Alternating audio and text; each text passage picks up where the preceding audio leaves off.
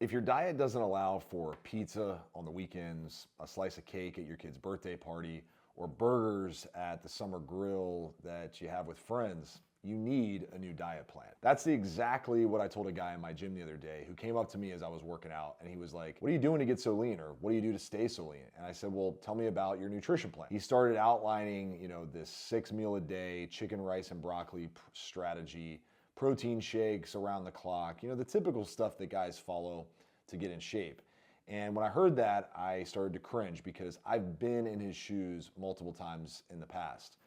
About 15 plus years ago, I was 65 pounds overweight, and I was following the same methodology that this guy outlined. And I have seen so many guys since then fall into the same trap of hating their diet and ultimately not being able to stick with it, not only long term, but also short term, right? Not be able to get the weight off the way they want to, getting frustrated, getting run down, getting sick and tired of trying to lose body fat and giving up way too soon. So in today's video, I want to outline the 5 exact foods that I ate to lose 63 pounds in 7 months with really enjoyable diet strategies that I think will, at a bare minimum, give you an eye-opening thought around what's possible when it comes to getting in shape and the diet you can actually follow. So full disclosure as we jump into it. So at the start of my fat loss journey, I was overweight, 60 plus pounds overweight, and I tried the bodybuilding diet. In fact, I tried the bodybuilding diet multiple times, and not only did I lose the fat, but I got super, super shredded. And I was eating, anywhere from 6 to even 7 meals a day if you include protein shakes, and I lost weight fast. I got on bodybuilding stages. I actually won a bodybuilding show in 2009, but I did it in such an unhealthy way that every single time I lost the weight, I would gain most of it back. And this became a yo-yo cycle that got really frustrating. And ultimately, I came to a fork in the road. I could keep doing the bodybuilding thing, losing a ton of weight, stressing out, putting myself through hell, only to gain it back, or I could go back to the drawing board and figure out how to keep the weight off once and for all. Now, I'm sitting here in front of you today at about 10% body fat, 215 pounds, 15 years later. So the choice was to figure this out. Like, I want to solidify my fitness plan. I want to live a lifestyle, not a temporary diet every couple of years. And so I made the choice to go back to the drawing board. So the diet that I was following initially was made up heavily of chicken, rice, and broccoli. My breakfast was always egg whites and oatmeal, and then I'd have protein shakes, and occasionally I'd drop in a steak if my coach at the time allowed it, or maybe some fish to substitute for the chicken from time to time. Those were the meals that I ate. My carb sources were oatmeal, vegetables, and rice. My protein was chicken, fish, egg whites, and the occasional steak. That didn't last very long. I got really sick and tired of eating that many meals and hating the food that I was eating at those meals. So let me break down for you the diet that actually kept the weight off. I think this will be really interesting to you, and it's actually why I'm so passionate now about helping guys over 40 who have families, who have demanding careers, have had success, but the one area of life they've really struggled to master is their health and fitness. The biggest factor that I help these guys really overcome is their relationship with their diet. Building a nutrition plan that they actually enjoy, that will allow them to live life and look and feel the way they want to look and feel. So the first food that I ate consistently, once I was really on the right track, was pizza. Yes, pizza. You're probably thinking, okay, this guy's full of crap, but let me explain to you the methodology that I used. First and foremost, I use what's called if it fits your macros. Now, if it fits your macros has gotten a bad rap recently because this whole philosophy of you can eat whatever you want as long as you're hitting your calories, protein, carbs, and fats started to get abused. People started to eat trash food to hit their macros, and they weren't paying attention to their health. Their appetite started to get crazy, and they weren't doing the things that would actually lead to ultimate success. For me, I actually believe that yes, you can hit your macros, eat whatever you want, and get in great shape. I'm living proof that it's possible. I've done that, but you still need to make healthy food choices 80 to 90% of the time. So pizza, this was the first food that I ate, and it includes a couple different things. First and foremost, I would make a healthy dough crust using a couple really simple ingredients. Number one, Greek yogurt. Greek yogurt mixed with flour, and then some Italian seasonings, salt, And I would combine those two, or all these ingredients, and I would actually make a healthy pizza crust that was high in protein and actually tasted very similar to a normal pizza crust. Then on top, I would spread some low-calorie tomato sauce, and then I would use non-fat mozzarella cheese, which is basically all protein. And then on top of that, I would sprinkle in some chicken and some turkey pepperoni. And then of course I would season it up, I'd bake it up, and all of a sudden I had this high volume, really large, healthy pizza that was both high in protein and calorie controlled. This was a staple meal in my nutrition plan every single week when I was finally on the right track with losing weight. So the good news is you can absolutely eat pizza, but you might just need to make a healthier version. You can even use a high fiber, low calorie tortilla as your base. I chose to go the route of creating my own crust, but it could be completely up to you. What I'll also say is if you enjoy pizza and you want the real thing, the next best step is to track the calories.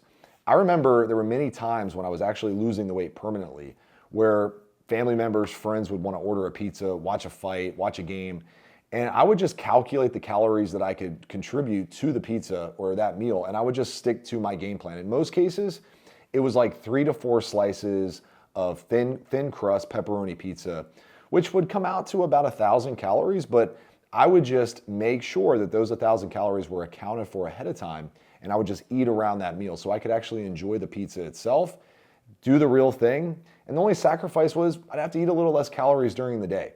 But other than that, I was able to enjoy the food and live like a normal person while still losing weight. The second food that I would eat consistently was burgers. I'm a big burger fan. And when you really break down a burger, it's not as unhealthy as people might think.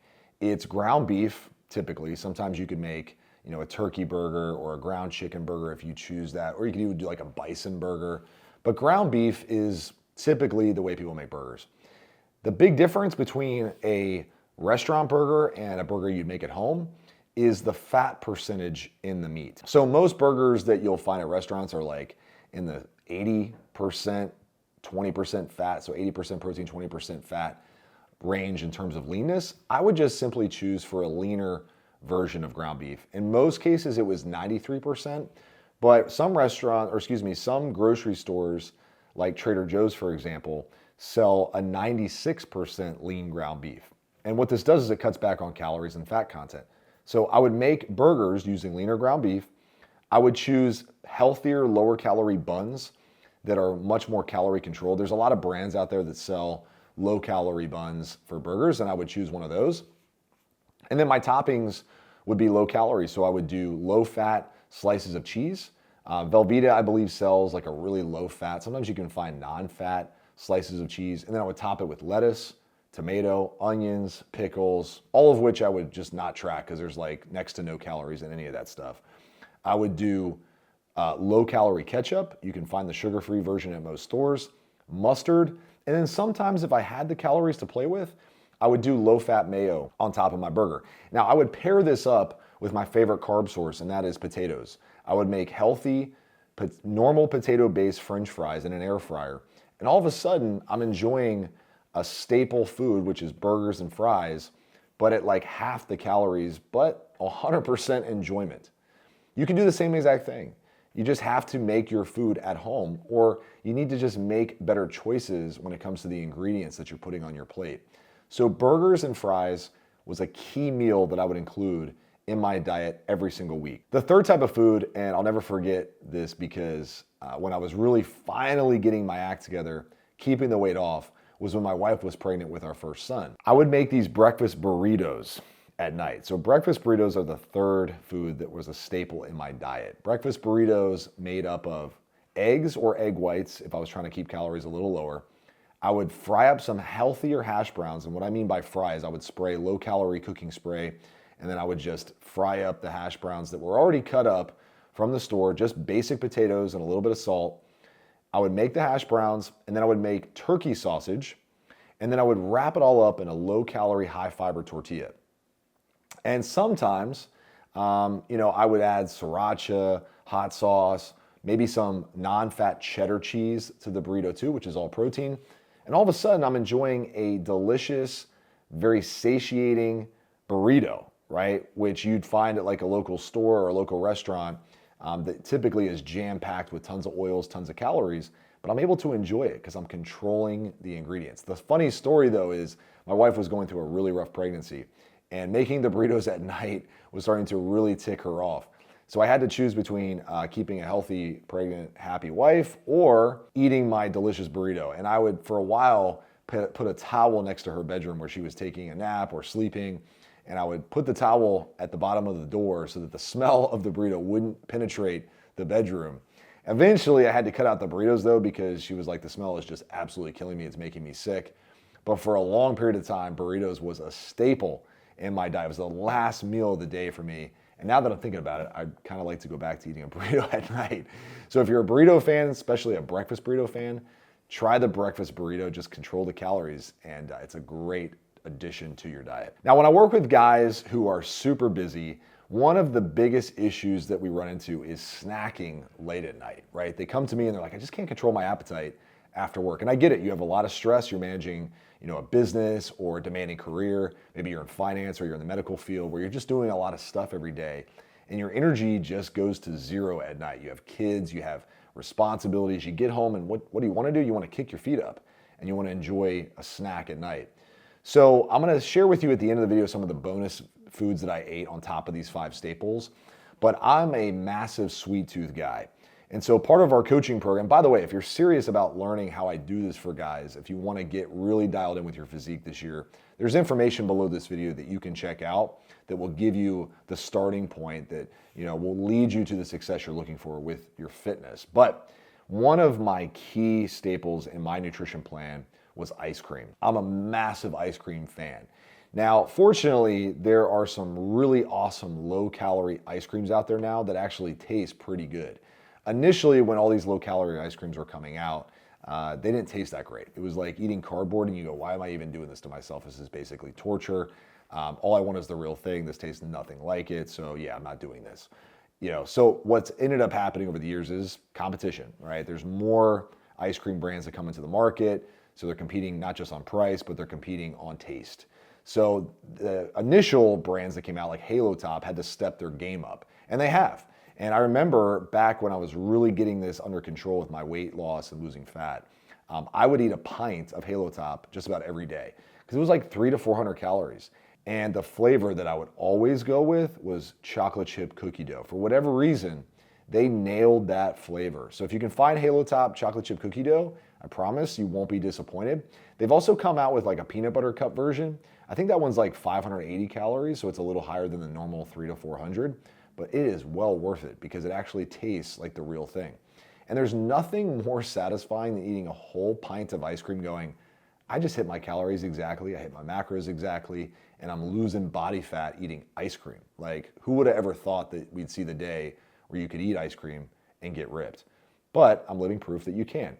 So if you're a sweet tooth guy or you have a snack that you enjoy, I guarantee there's probably a healthier and lower calorie way of enjoying it. I'll share some of my additional snacks at the end of this video. So last but not least, the 5th food that I had in rotation in my diet just about every single week was Chipotle. Yes, Chipotle. It's one of the easiest ways to hit your macros on the go.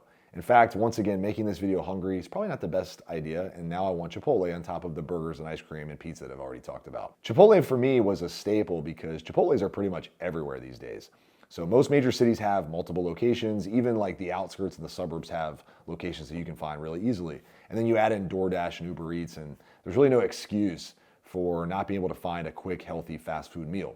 Chipotle for me though, came down to the fact that I could build out a bowl that I actually enjoyed the taste of. So I would start with white rice, I would do steak, because believe it or not, the steak at Chipotle is actually lower calorie and fat content than the chicken. I know it's weird, but they use, I believe, chicken thighs, which are higher in fat, and they use like a sirloin lean steak at Chipotle. So the cheaper cuts of steak are typically the leaner cuts, and Chipotle doesn't want to be costing themselves a ton of profit margin. So they go with the leaner cuts of steak. So always go with steak, at least in my experience, that's my go-to.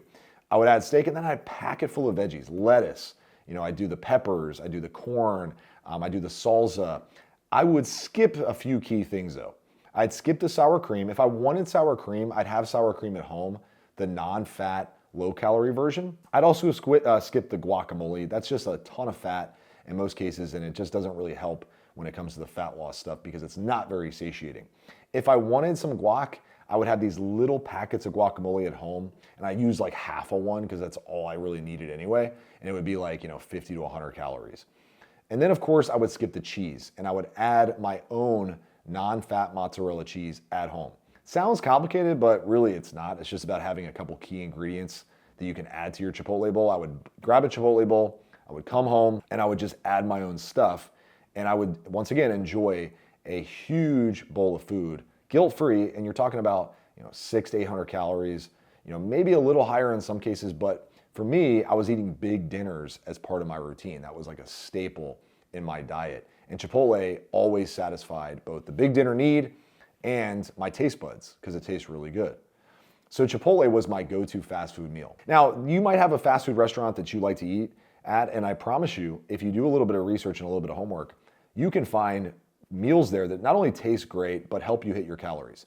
My kids, for example, they enjoy Chick-fil-A, so we eat a lot of the grilled chicken nuggets at Chick-fil-A because it's high in protein, low in calorie. Pretty much every restaurant now knows the importance of having some healthier, low-calorie options to make sure that they're taking care of all the demographics out there that are interested in getting healthier. So with, once again, a little bit of research and homework, you can find meals that help you hit your calories that also taste great. Okay, so those are the 5 main meals that I would have all the time. You might be wondering, like, was there anything else? And yeah, to be completely honest, there was protein shakes sometimes, there was protein bars. I've made a lot of other videos on my diet that you can check out here on the channel. But some of the snacks that I would also include late at night when, I had a craving or I wanted to watch a movie with my wife or things that were more kid-friendly. I'll give you just a quick hit list. Number 1 would be low-calorie popcorn. Low-calorie popcorn can just knock out a craving in a blink. Real easy to make, throw it in the microwave, eat it. That's basically the 2 steps. Super simple. The other thing is apples. Cutting up apples, it kills a sweet tooth, it's crunchy. And once again, super easy. Cut it up, eat it. Nothing to it. I also enjoy rice cakes. Rice cakes are low in calorie and you can add things to them. So I would add low calorie whipped cream on top, a little bit of cinnamon, maybe a handful or 2 of blueberries. And all of a sudden you have like a crunchy, sweet snack that satisfies and checks all the boxes. So really, really fun stuff there. I'd also make Greek yogurt bowls. Greek yogurt bowls with a little bit of honey, some fruit, a little bit of protein powder mixed into the Greek yogurt. And all of a sudden you're looking at a high protein dessert bowl that, once again, tastes really good, easy to make. So guys, the takeaway here is simply this. If you don't love your diet, you need a new diet. That's really it. I mean, that's the philosophy that I have. It's got to be easy, so it can't be complicated. It can't require 15 different steps to put a meal together. It also has to be enjoyable. Once again, you need to wake up most days and say, yeah, I like the food that I eat. I can see myself eating this way for a very long period of time. And then of course it has to be effective. If you're not getting results, well, then you need to switch things up. You need to fix your calories, you need to fix your nutrition, you need to get on the right track. And that's a big part of what we do inside of my coaching program, the True Transformation System. You can learn all about it if you're super serious about making a permanent change. And you're just looking at your life going, man, the one thing that I have not mastered is my body. Finances are good, business is good, family's good, everyone's doing great, but I'm just not happy with what I see in the mirror. So if you're serious about making a change, we'll not only fix your nutrition, but we'll take a look at your movement strategies, your muscle strategies, and then of course, your mindset game. How are you doing identity-wise? How are you talking to yourself? What are the mental strategies that you have in place? We do all that inside of my program. If you're serious about learning about the program, you can check it out. Check out the information that's below this video, and I'll give you all the details that you need. I appreciate you watching today's video. If you're interested in learning more, there's information below. If you just are here to gather information about fitness and making fitness a permanent part of who you are, be sure to subscribe to the channel. Let me know if this video was enjoyable. What foods do you like to eat on your fat loss diet? I'm super curious. Share some recipes below. Spread the love, help some other people. And until next time, remember, life moves fast. Make it count. Peace.